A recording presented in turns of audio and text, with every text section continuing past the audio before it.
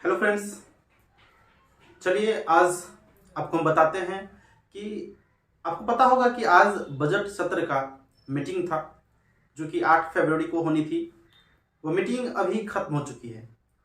ऐसे में आज बिहार के तमाम अभ्यर्थी जो कि 7वें चरण शिक्षक बहाली का इंतजार कर रहे हैं, उनके लिए यह दिन आज बहुत ही खास होने वाला था। लेकिन बात कुछ ऐसी हुई कि बैठक खत्म होने के बावजूद जो अभ्यर्थियों में आज निराशा छाई। शायद कहते हैं ना कि कोई व्यक्ति अगर आशा लगाकर किसी चीज के लिए बैठा रहता है, अगर उसके आशा पर अगर पानी फिर जाती है तो उसके बाद उसका मन कैसा होता है, ठीक उसी प्रकार मेरे साथ भी और आपके साथ भी हुआ है। लेकिन उसके साथ आज कुछ आशा की नई किरण जगी है। इसको हम आज चर्चा करेंगे इस वीडियो में कि आखिर बैठक खत्म होने के बाद जिसका हम लोग को इंतजार है कि नियमावली पर मुहर अगर लग जाता है तो हमारा जो 7वें चरण शिक्षक बहाली का प्रक्रिया है उसका स्टार्ट करने का जो पहला स्टेज है वह शुरुआत हो जाएगा। तो ऐसे में चलिए आज बात करते हैं पूरा डिटेल से कि कितना चीज पर आज मोहर लगा है, कुल कितने विषयों की स्वीकृति हुई है और शिक्षा विभाग में जो हम लोगों के लिए फायदा है उसमें क्या कुछ हुआ है। चलिए स्टार्ट करते हैं और आपको बताते हैं। देखिए टॉपिक है आज का बैठक जो है वह खत्म हुआ जो कि 8/2/2023 को था। इसका परिणाम क्या हुआ इसको हम अभी चर्चा करेंगे और आपका भी कुछ जवाब है, क्वेश्चन है जिसको भी हम जवाब देंगे और सारा कंफ्यूजन क्लियर करेंगे। देखिए आज कुल जो है 18 एजेंडा पर मोहर लगा। वैसे हम स्क्रीन पर हम मेंशन कर देंगे, लेकिन स्क्रीन पर मेंशन करना कुल 18 एजेंडा को थोड़ा सा मुश्किल हो जाएगा। इसके लिए आपको हम एक पीडीएफ अवेलेबल करवाएंगे जो कि बैठक खत्म हुई है, उसी का सारा डिटेल्स ब्यौरा उसमें लिखा गया है। इसके लिए आप जो है हमारा जो व्हाट्सएप ग्रुप है उससे अगर आप नहीं जुड़े हैं, वैसे जो हमारे पुराने व्यूअर हैं, दर्शक हैं, वो व्हाट्सएप ग्रुप से पहले से जुड़े हैं, तो आप भी अगर नया वीडियो देख रहे हैं तो व्हाट्सएप ग्रुप का लिंक आपको डिस्क्रिप्शन में मिल जाएगा, उससे आप ज्वाइन हो सकते हैं। जिससे कि जितना सारा अपडेट होता है, वैसे जो आज का बैठक का सारा सूची उसमें क्या क्या चीज पर चर्चा किया गया है उसको हम डाल देंगे। आप जाके पीडीएफ देख लीजिएगा।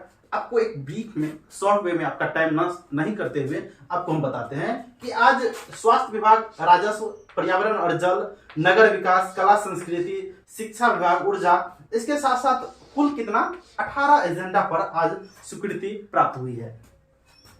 इसमें देखिए सबसे पहले हम बात करेंगे कि इसका परिणाम क्या रहा। बैठक का परिणाम जो हमारे पक्ष में हम लोग का जो इंतजार है 7वें चरण शिक्षक बहाली मतलब शिक्षा विभाग में क्या कुछ परिणाम आया है। देखिए एक बहुत ही पॉजिटिव बात है जो कि शिक्षा विभाग में 9th 10th और 10+2 विद्यालय में कंप्यूटर शिक्षक के भर्ती के लिए कुल 7,360 पद जो कि 7th फेज में होगी उसकी स्वीकृति आज हुई है।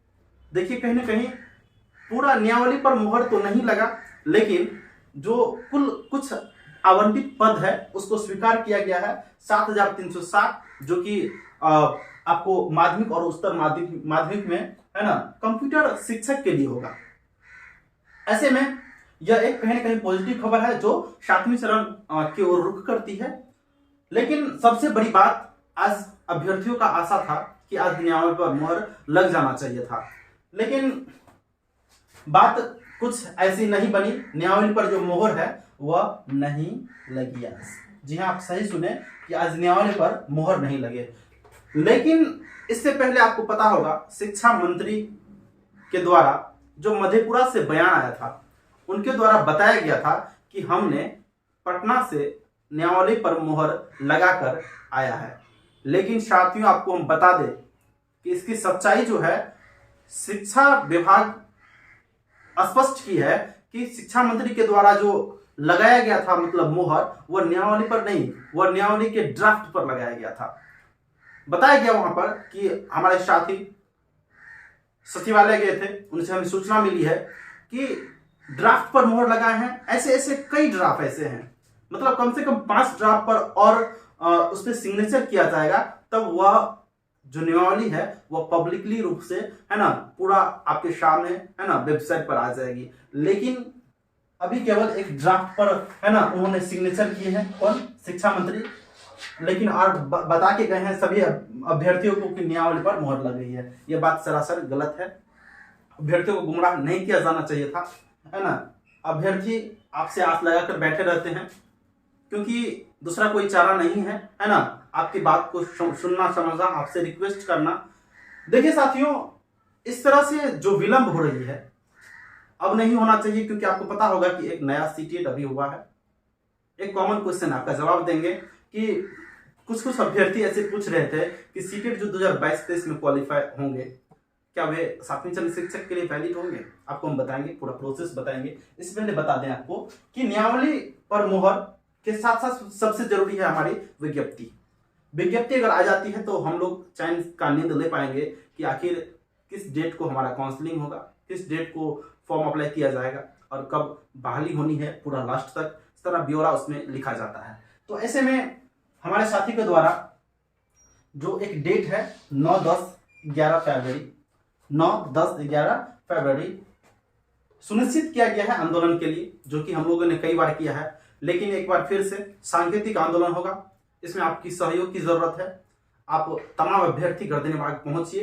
कल यानी 9 तारीख को 3 दिवसीय आंदोलन होगा। इसमें आप लोग की सहभागिता की जरूरत है। अगर आप पहुंचते हैं तो आंदोलन सुनिश्चित रूप से, है ना, हो पाएगा। इसमें हम लोग का 2-3 मांग होगा। सबसे पहले की नोटिफिकेशन, सबसे पहले नियमावली पर मोहर, उसके बाद नोटिफिकेशन, उसके साथ साथ सबसे बड़ी बात जो 1 to 8 और 10+2 जो है उसका बहाली एक साथ, उसका विज्ञप्ति एक साथ, है ना। अगर बहाली आप नहीं करेंगे, एक साथ अप्लाई नहीं कर पाएंगे, कम से कम विज्ञप्ति दे देंगे कि इसके बाद जो है इस फलाने डेट को आपका, है ना, जो जारी कर दिया जाएगा, काउंसलिंग होगा, ये होगा, बहुत सारा प्रक्रिया होता है, आपने छठा चरण में देखा होगा, है ना। उसके लिए अब सभी अभ्यर्थी इंतजार कर रहे हैं।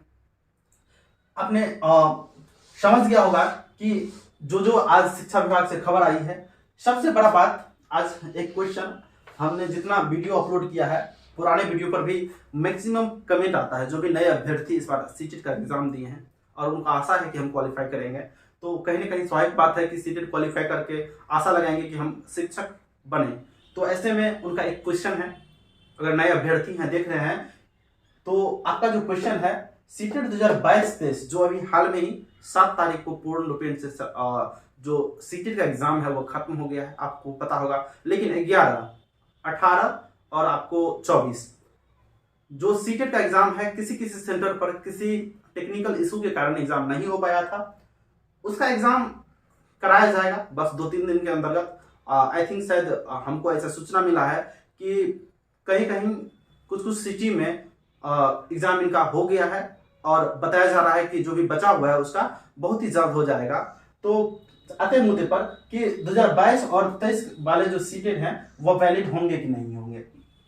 सबसे पहले बात, आप क्वालिफाई पहले कर लीजिए, और क्वालिफाई कर लेते हैं तो आपको हम सीटेड नहीं, शिक्षक बहाली का एक सर्टेन रूल बताते हैं कि अगर आप विज्ञप्ति देने से पहले, अगर शिक्षा विभाग जो 7वीं श्रेणी शिक्षक बहाली की विज्ञप्ति है उसके मतलब पब्लिश करने से पहले आप अगर पूरा क्राइटेरिया पूरा कर लेते हैं, मतलब आपका क्या, सीटेट क्वालिफाई होना चाहिए, नियम के अनुसार आपका टीचर ट्रेनिंग अगर पूरा फाइनल होना चाहिए अप्लाई करने से पहले, है ना, एप्लीकेशन डेट से पहले अगर आपका टीचर ट्रेनिंग का सर्टिफिकेट पूरा क्लियर है, मतलब उसका पूरा एग्जाम हो गया है, रिजल्ट आ गया है और सीटेट आपका क्वालिफाई है, तो आप वैलिड होंगे।